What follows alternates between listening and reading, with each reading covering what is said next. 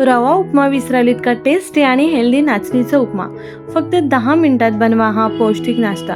रोजच्या नाश्त्यासाठी काहीतरी हेल्दी, पौष्टिक आणि टेस्टी बनवायचं आहे तर हा नाचणी उपमा नक्की ट्राय करा.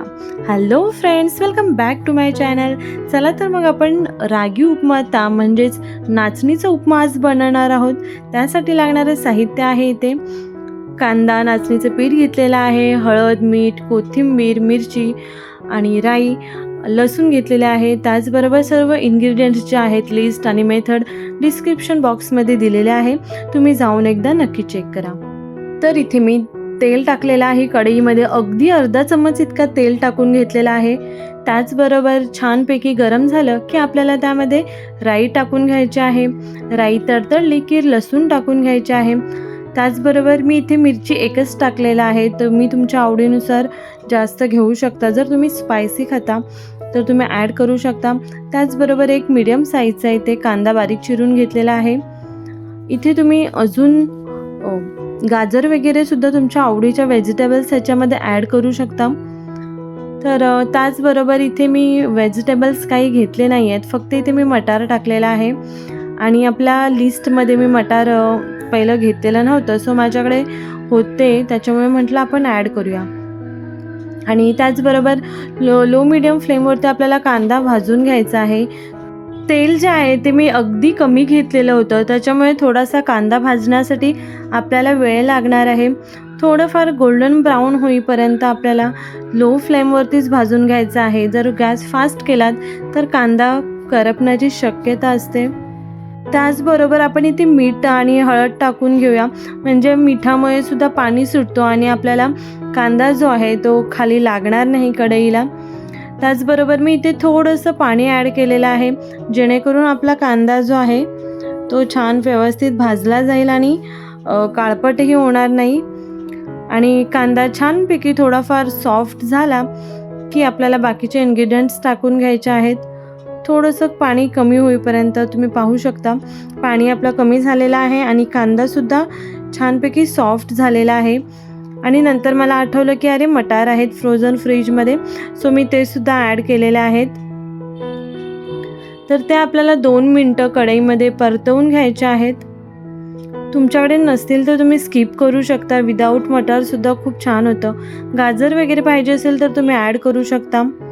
त्याचबरोबर इथे मी एक छोटी वाटी मी नाचणीचं पीठ घेतलेलं आहे, तर ते टाकून आपल्याला छानपैकी 2 ते 4 मिनटं छानपैकी आपल्याला पीठ ते भाजून घ्यायचं आहे.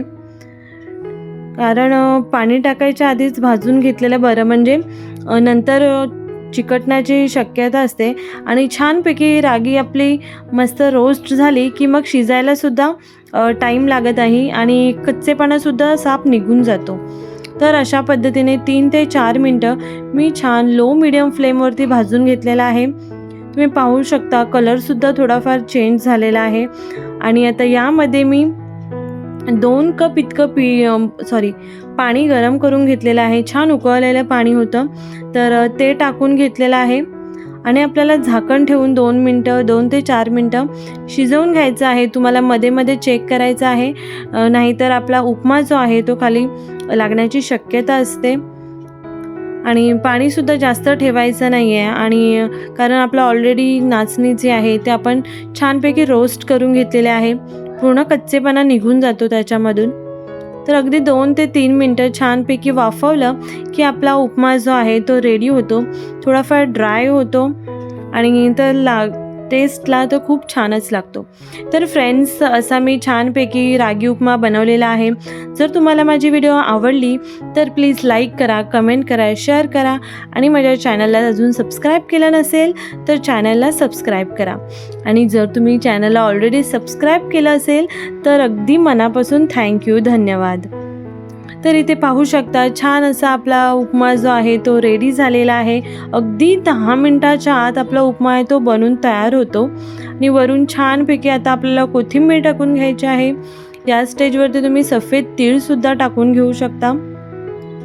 आणि मी गॅस बंद करून एखादा मिनटं मी असंच झाकण ठेवून घेतलेलं होतं. आणि तुम्ही पाहू शकता छान यम्मी आणि टेस्टी उपमा आपला रेडी आहे.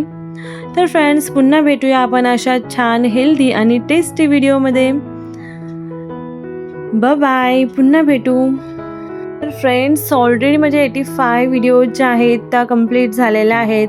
लवकरच 15 रेसिपीज नंतर आपल्या 100 डेज चॅलेंज जे आहे ते कंप्लीट होणार आहे. तर तुम्ही नक्की चॅनलवरती व्हिजिट करा. 100 रेसिपीज तुमच्या वाट पाहत आहेत. तर बाय.